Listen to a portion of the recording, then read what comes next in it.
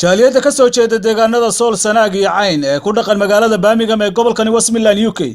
ayaa baaq nabadeed u diray deegaanadaasi iyagoo aad uga tiiraysan mashaqadii ka dhacday magaalada Buuhoodle ee dhimasho iyo dhaawac sababtay jaaliyada oo cadeysay sida ay uga xuyeen wixii halka ka dhacay kuna tilmaameen kugu dhimay kaana dhimay waxayna ku booriyeen in xabadda la joojiyo caqliguna shaqeeyo sidoo kale waxay tacsi u direen eheladii dadkii ku dhintay shaqaaqadii nasiib darrada ahayd ka dhacday magaalada Buuhoodle aad iyo aad waxaan ugu mahad celinayaa dhammaan ergada ka soo qayb gashay iyo dadka odayaashan ka soo qayb galay shirkan jaraa'id waxay dhammaan isku raacsan yihiin oo isku waafaqsanahay waan cod dheer idinku leenahay reer Buuhoodle joojiya dagaalka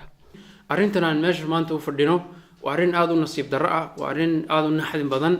waa arrin aad looga xumaado lianna shirki dambiga la galo oo ugu weyn shirkiga marka laga yimaado waxa weeyaan qofka mu'minka ahi in uu nafta ka jaro oo galo dhiig qof kale oo muslim ah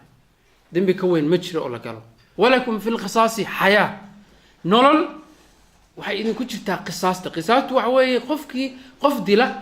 in loo qisaaso oo la raaciyo aan laga reebin qofkaas laana qofka hadduu mar qof muslim dhiigi galo khayr kuma jiro qofkaas waxaan anagoo ah jaaliyada Birmingham degan ee ka soo jeeda deegaanka Sool iyo Sanaag iyo Cayn waxaan aad iyo aad uga xunnahay shaqaaqadii ka dhacday magaalada Buuhoodle ee dad ehelka iyaga ah oo ay isku dileen shaqaaqada Buuhoodle ka dhacday baa isu kaaya keentay haddaan nahay reer Birmingham oo jooga waddanka Ingiriiska waxaan isugu nimi anagoo tiiraanyaysan oo aad u tiiraanyaysan oo ka qeeraysan shaqaaqada halka ka dhacday ee dhimashada leh ee dhaawaca leh ee tolkayo kuwaanu ku dhaadan jiray ee noo ahaa garabka iyo gaashaanka geeridooda noo soo sheegay dhaawacooda aanu ka tiiraanyaysannahay waxaanu halkan u fadhinaa inaan ku baaqno in maartay islaax la dhexgeliyo oo dadkii maartay muslimiinta ahaa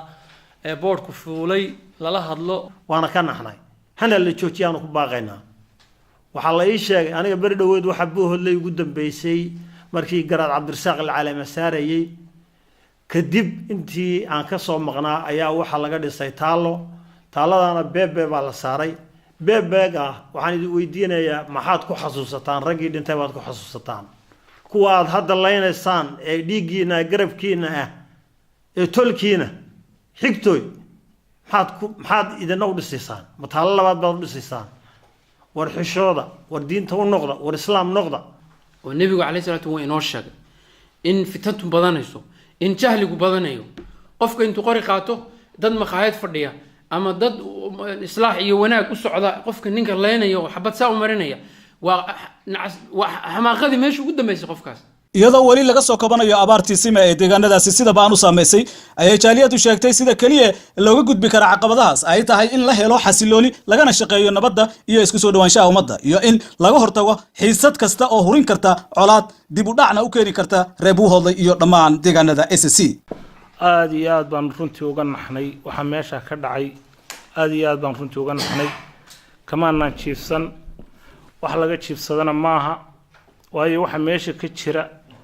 iyo dhibaatada ka jirtay waanu ogeyn abaarihii ka dhacay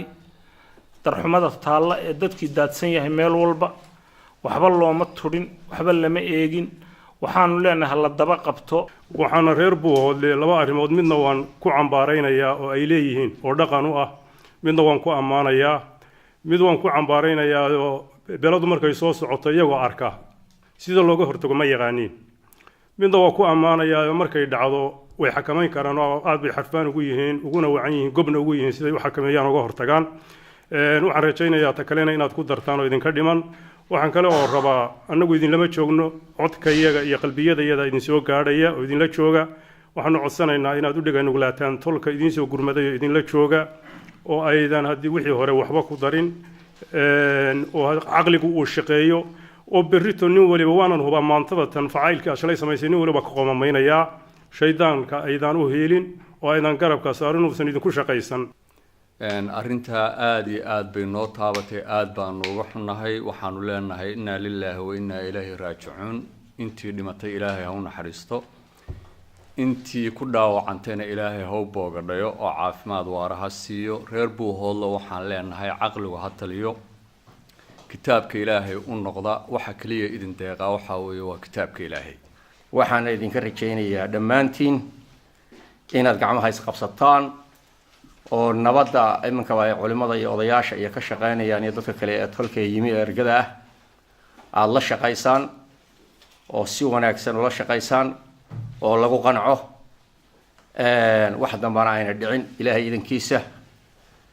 taasaan idinkana idinka baryayaa marba heer bay joogtaa in cuqaasha iyo isimada deegaanku iyaga oo gacmaha is haysta ay sida ugu dhaqsaha badan leh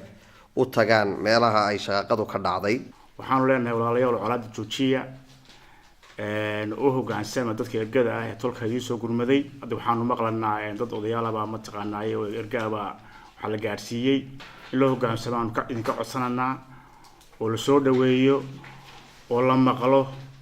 oo dhibaatadii hore dhacday aan wax dambe lagu darin walaalayaal joojiya xabad wiil baa ku dhintay wiil kuma dhasho inagama go'o tobanka inaga dhimatay inagama go'do waxa dilaysaana waa ku dhibay oo ka dhimay